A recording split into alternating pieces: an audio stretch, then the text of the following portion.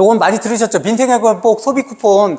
이재명 대통령이 취임하고 나서 지금 한 달 정도 좀 지났는데, 이재명 대통령은 예전에 그 성남시장으로도 있을 때도 있었고, 경기도지사로도 있었잖아요. 그러면서 이분 같은 경우는 그 보편적 복지 이런 것들을 예전에 굉장히 많이 추진했던 분이에요. 그쵸? 그리고 지역화폐 이런 것들에 되게 많이 관심이 있으신 분이에요. 그래서 선거 전에는 뭐 그 일괄적인 복지가 아니라 그냥 보편적 복지가 아니라 그냥 선별적인 복지 뭐 이런 거 하겠다고 하는데, 마음은 그냥 보편적 복지에 가까이 있을 거예요. 그래서 처음 얘기가 나왔던 게 민생회복 소비 쿠폰이에요. 이게 지금 2번 정도 얘기하고 있는데, 이게 2번으로 안 끝나진 않을 것 같아요. 앞으로 이게 좀 더 금액을 늘린다든지 아니면 다른 쪽으로 점점 횟수를 반복한다든지 이렇게 확대될 것 같은 느낌이 드는데, 그러면 민생회복 소비 쿠폰은 얼마 정도의 금액이고 나는 해당이 되는지, 그리고 실제로 민생회복 소비 쿠폰이 이것들을 소상공인들을 살리고자 하는 취지도 있는데 정말 소상공인에게 도움이 되는 건지, 그럼 나는 이것들을 어떤 방식으로 받고 받으면 뭘 쓸지에 대해서 한번 고민을 한번 나눠보도록 하겠습니다. 정치인들이 이제 민생회복 소비 쿠폰 이렇게 신청하고 이렇게 받으세요 많이 찾아보셨죠? 그리고 소비 쿠폰 쓰세요. 국민비서 14일부터 소비 쿠폰 이렇게 하는데, 가장 중요한 거는 신청하지 않으면 안 준다. 그죠? 아니, 당연하잖아요. 신청하지 않으면. 나는 신청하고 어떻게 사용할지, 무엇으로 사용할지를 해야 되잖아요. 다음 주에요. 다음 주 잊어버리지 마세요. 어느 정도냐, 민생회복 소비 쿠폰 정책이 왜 추진이 됐느냐라는 부분들을 좀 살펴볼게요. 그 이재명 정부 출범하고 나서 민생회복 소비 쿠폰 첫 번째로 시작이 되고 있는 것들이죠. 그리고 실제 경기 진작, 그러니까 지금 경기가 되게 안 좋다고 얘기하잖아요. 경기를 진작하고 그리고 민생 안정을 위해서 실시하려고 하는 정책이고, 그리고 소비 촉진을 위한 정책인 거예요. 돈이 잘 안 돌잖아요. 그래서 돈을 돌게 해야 되겠다.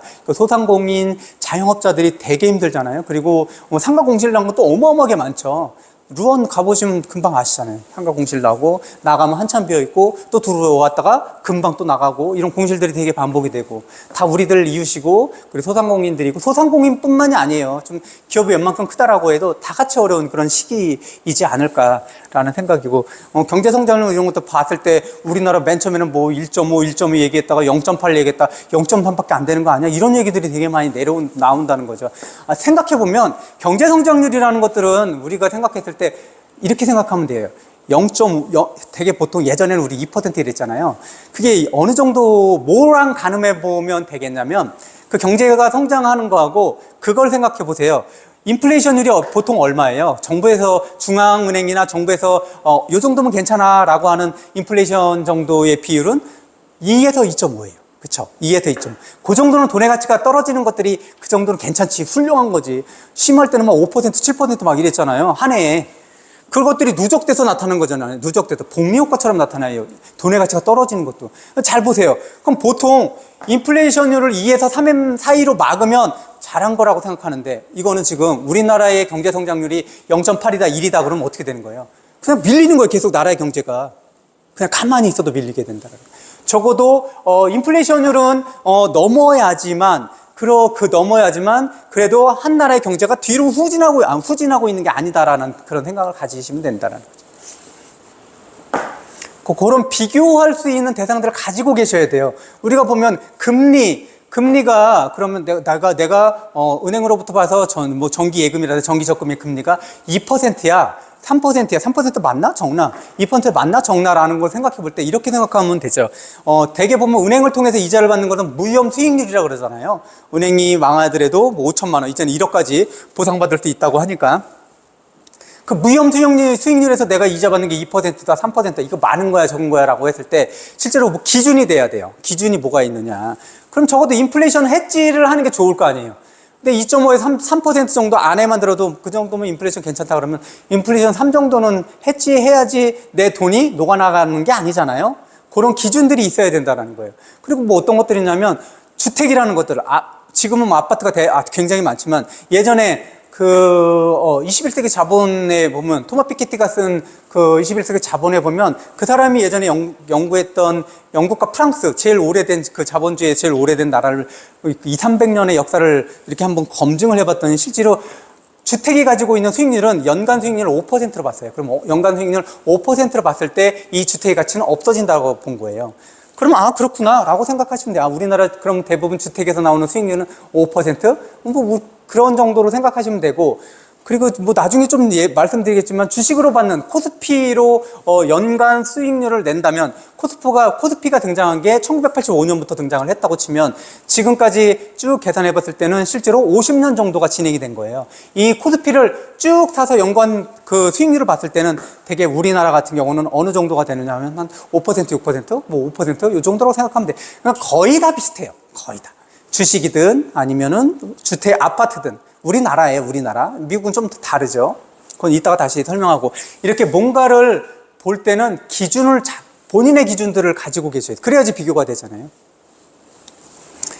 그리고 전체 돈은 꽤 들어요. 13조에서 한 30조 정도의 규모예요. 이게 각 개인이 받는 거는 뭐 15만 원, 45만 원 이렇게 될지 몰라도 전체 국가의 예산을 보면 엄청나게 큰 규모의 예산이라는 거죠.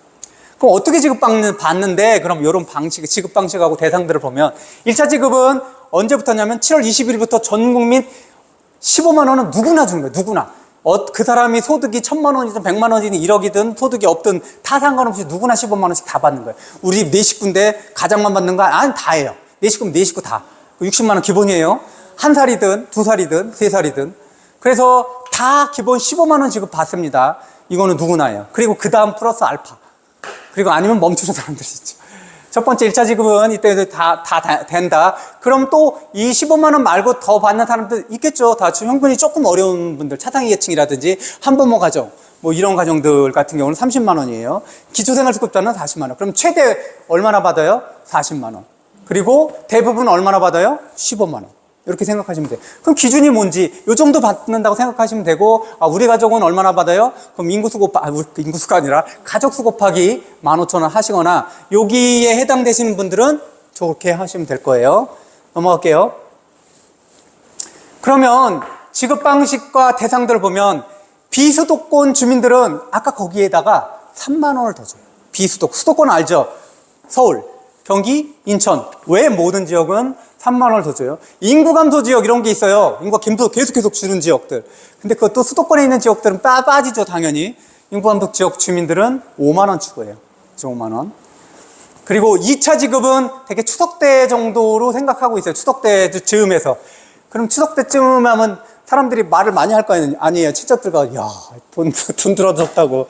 그러니까 대부분 좋은 정책이다. 국민들이 좋아하는 정책이다. 또는 그런 것들은 추석 전에 그렇게 얘기를 하죠. 그러니까 2차 지급은 언제냐면 9월 정도 하고 국민의 90% 대상이에요. 그럼 역으로 얘기하면 국민의 10%는 못 받는다는 얘기예요. 그럼 우리 집 받겠지? 대부분 못 받을 거예요. 그 대부분 기준 뭐냐? 건강보험료 납부액 기준으로 합니다. 그래서 내가 상위 몇 %인가 정도로 보면 돼요.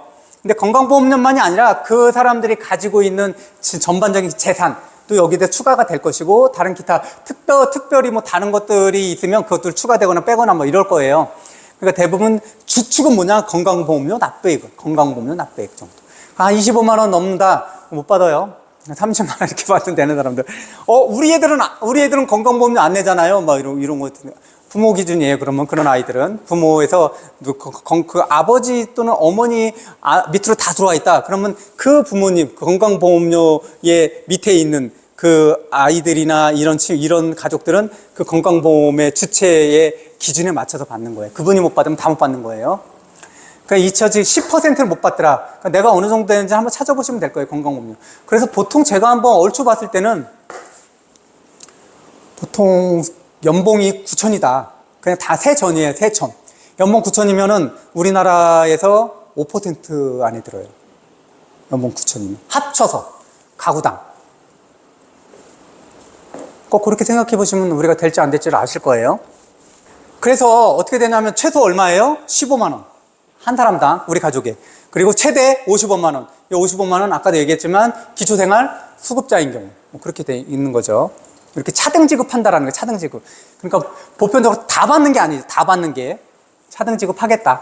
우리나라는 다 준다고 하면은 되게 저항이 세잖아요. 그죠? 그럼 그 예전에 나왔던, 그럼 이재용의 아들도 주는 거냐? 뭐 이런 얘기들도 나오잖아요. 이재용 씨도 주는 거야? 막 그런 저항들이 되게 크다라는 거예요. 어떻게 사용하냐? 지난번 우리 코로나 때 받았던 것들 생각하시면 돼요. 내가 사용하고 있는 신용카드 또는 체크카드 연동해서 쓸 수 있어요. 또는 선불카드 이런 것도 쓸 수 있고, 지역사랑 상품권 등으로 바꿀 수도 있습니다. 사용처는 기본적으로 연매출 30억 원 이하 소상공인인데, 연매출 30억 원 소상공인은 그렇잖아요. 그러니까 여기가 되게 그 기준이 되게 커요. 커기 때문에 실제로 이게 동네에서 어렵게 장사하시는 분들 뿐만이 아니라 실제 괜찮으신 분들까지도 다 들어간다는 거예요.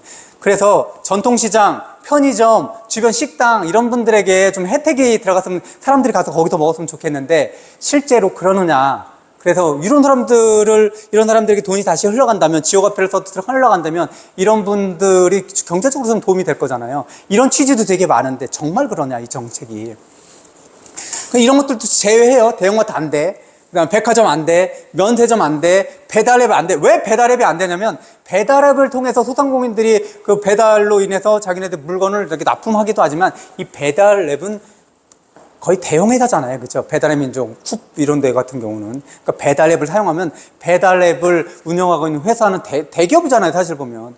그런 기업들에게 돈이 들어가는 거잖아요. 그러니까 배달앱 등에서 사용하는 건 불가해요. 그리고 내수 진작 효과를 바라는 거죠. 내수. 바깥에서 사는 게 아니라 우리나라에서 효과. 자영업자, 소상공인 매출 증대를 기대하는데, 자영업자, 소상공인은 우리 주변에 있는 카페라든지 식당이라든지 그런 것들, 작은 그런 상가들을 운영하고 있는 모든 분들이 해당이 되고, 그리고 직원들 몇 명 안 되는 그런 공장들도 있죠. 많죠. 소비 창출 효과를 20%에서 40% 정도로 추정한다는데, 그런데 보면 향후 과제가 이런 것들이 있겠죠. 어떤 것들이 있냐면, 그럼 문제는 없냐. 되게 보면은 13억에서 30억, 13조에서 30조 정도 사용한다고 하는데 문제가 없을까? 당연히 문제가 있겠죠. 우리나라 지금 돈이 많은 게 아니잖아요. 국가에서 어떤 재정적인 사업을 한다. 정부가 재정적인 사업을 한다. 그러려면 돈을 어떻게 돼요? 두 가지 방법이잖아요. 세금을 받는 방법. 그럼 30조 세금 거둘 수 없잖아요. 세금이 안 된다면 어떻게 돼요? 국채 발행하는 거잖아요. 우리가 늘 배우듯이. 채권을 발행해야 된다고, 국채. 그럼 국가가 빚을 내는 거란 말이죠. 빚을 내는 거예요. 그래서 국채 발행 등으로 인해 재정 부담이 당연히 우려가 되겠죠. 국가에서, 가정에서 빚을 내는 거는 가정이 좀 재정적으로 부담이 되듯이, 국가에서 국채를 발행한다는 것은 재정적으로 부담이 되는 거잖아요. 그렇기 때문에 국가의 재정에 부담이 있지 않을까라는 것들이 우려시 된다라는 거죠. 그리고 되게 보면 보편지급과 선별지급의 형평성 논란이 있는데, 이 정도면 이게 선별지급이라고 하는데, 대부분 이건 보편성 지급 아니야? 이런 부분에 대해서 이것들을 어떻게 헤쳐나갈 것인가. 나중에 이거 어떤 것이든 간에 이 형평성 논란은 늘 있을 거라는 말이죠. 이 선별지급을 한다 그래도 형평성 논란이 있고, 또는 보편지급을 한다 그래도 형평성 논란을 제기하는 부분은 반드시 있다라는 거예요. 이 부분에서 그런 것들, 거기서 줄타기를 하는 사람들이 정치인이겠죠. 그리고 정치적 갈등들은 계속 있을 것이다. 하든 안 하든. 그러면 이렇게 사람들에게 돈이 나갔어요. 15만 원 받아서 우리 가족 다 받아야 40만, 60만 원인데 그거 가지고 뭐가라고 생각하지만, 한 가정에 15만 원이지만 전체 봤을 때 아까도 봤잖아요. 그게 수십조에 해당된다라는 거예요. 그 수십조가 어떻게 되는 거예요? 우리나라에 다 풀리는 거예요. 그렇죠. 풀리게 되면 그 돈은 밑에 봐봐요. 사용하는 사람들은 우리나라 국민 전체가 되겠지만, 이게 올라가게 되면 어떻게 될까요? 돈을 잘 버는 사람 쪽으로 가잖아요. 돈을 잘 버는 사람들이 가게 되면, 그 돈을 잘 버는 사람들은 그걸 가지고 뭘 할까요? 내가 돈을 잘 버는 사람들이 맨날 끼니를 3끼 이상 먹을 수는 없잖아요. 10끼. 난 돈 잘 버니까 10끼 먹을 거야. 이렇게 할 수는 없잖아요. 나는 돈을 잘 먹으니까는 한 끼에 1억씩 먹어야지. 이것도 안 되잖아요. 그래서 돈을 잘 버는 사람들로 이렇게 돈이 모이면, 이 사람들은, 이 잘 버는 사람들 이렇게 깔때기처럼 모이잖아요. 이 사람들은 자기가 꼭 필요한, 생활에 필요한 것들을 쓰고 나서 나머지 것들을 어디로 갈까요? 이것들을 파킹시키는 곳으로 가잖아요. 에셋 파킹으로. 부동산을 산다든지 아니면 다른 자산을 산다든지 이렇게 간다라는 거죠. 그럼 뭐가 된다라는 거예요? 지금 우리가 받은 거는 60만 원밖에 안 되지만, 우리 가족이 받은 건 60만 원밖에 안 되지만, 이게 모여서 다른 소비가 일어난다라는 거예요. 자산의 가격이 올라간다라는 거죠. 늘 그래왔죠. 그래서 코로나 이후에 그렇게 재정적인 지원들을 많이 했고, 미국 같은 경우는 어마어마하게 했잖아요. 한 사람당 실질적으로 몇백만 원씩 줬단 말이에요. 그 인구에서 3억 되는 인구에 몇백만 원씩 줬으니 얼마나 시중에 돈이 많이 풀린 거예요. 한 가정은 그렇게 많지 않아도 그 돈 전체가 이렇게 깔때기처럼 올라오게 되면 실질적으로 이 깔때기처럼 올라오는 그 중간에서 자산이 사고 팔리는 경우가 엄청나게 많다라는 거죠. 그래서 자산 가격이 올라가게 된다는 거예요. 아, 앞으로 그러면 자산 가격이 올라갈 수도 있겠구나라는 생각을 하고 있는 사람들은 벌써 움직였어. 그렇죠? 그런 것들을 잘 생각해요. 그럼 포인트를 잘 생각을 하셔야 돼요. 이렇게 포인트라고 얘기하는 것들은 좀 그렇지만. 근데 여기서 또 문제가 실효성에 대한 문제. 그러면 소상공인, 우리 주변에 있는 소상공인들이 지금 잘 되고 있는 거야? 라는 생각들을 하잖아요. 정책에 맞게끔. 근데 어디에 제일 많이 사용했지? 라고 한번 조사해봤더니 첫 번째가 뭐예요? 학원이에요. 대형 학원도 많이 들어가겠죠. 학원에서 제일 많이 사용했대요. 그리고 또 어디도 사용하냐면 병원에 사용했대요. 병원에서, 물론 병원이 잘 운영이 안 돼서 어려운 의사 선생님도 있지만 우리가 생각하는 일반적으로 병원장님이 소상공인이라고 생각되지는 않잖아요. 근데 돈이 어디로 흘러가고 있느냐라는 거예요. 학원도 당연히 학원에 어려운 아주 작은 학원들도 있겠지만 실질적으로 대형 학원 이런 데에서 대형 학원들도 되게 많이 흘러갈 거냐. 그들의 오너들이, 그들의 그 경영주들이 소상공인이라고 할 수는 없잖아요.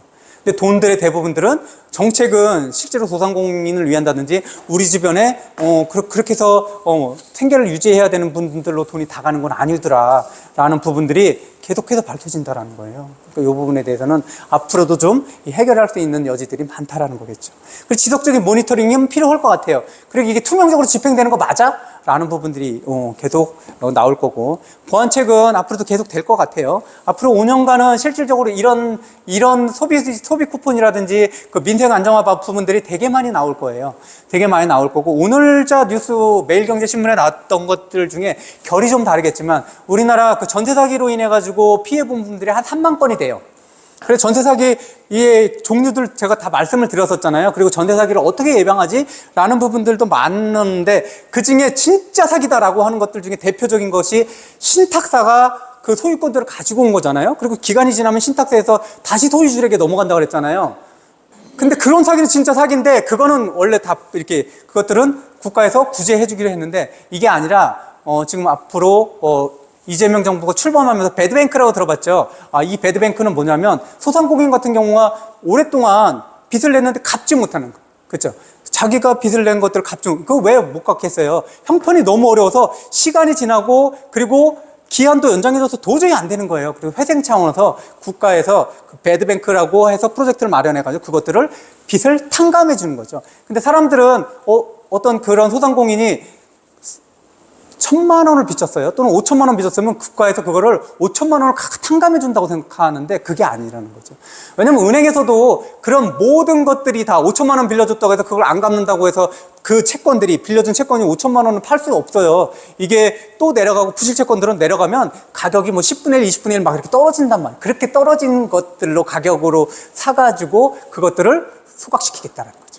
근데 사람들은 그러면 뭐 도덕적 해이냐 막 이런 것도 그냥 누구는 갚은 사람만 먼저 갚은 사람들은 바보 아니냐 뭐 이런 얘기들을 하는데 국가에서는 다르게 보고 있는 거예요. 이 사람들은 아무리 시간을 준다고 해도 실질적으로 갚을 수 없다면 그게 족쇄가 돼서 다른 걸 할 수가 없는 거예요. 지난번에 얘기했었죠. 빚을 내가 이자를 한 달에 300만 원씩 내야 되는데 내가 이 상점에서 200만 원씩 밖에 못 뽑아요. 100만 원씩 계속해서 적자가 나는데 폐업을 못 해요. 왜 못 한다고요? 폐업하는 그 순간 나는 빚을 갚아야 되는 거죠. 그래서 못 하고 있는 거죠. 그렇죠? 나를 갈아넣는 거예요. 나에 대한 인건비가 안 나오는 거예요. 나에 대한 인건비가 100만 원이라 나오면 100만 원 받고 못하려 아르바이트가 낫지 이렇게 쉽게 말하는데 100만 원 받고 내가 내 인건비가 주인인데도 불구하고 인건비가 100만 원 나와도 유지할 수밖에 없는 게 그것들 폐업하는 그 순간에 나는 빚을 탕감해야 돼요.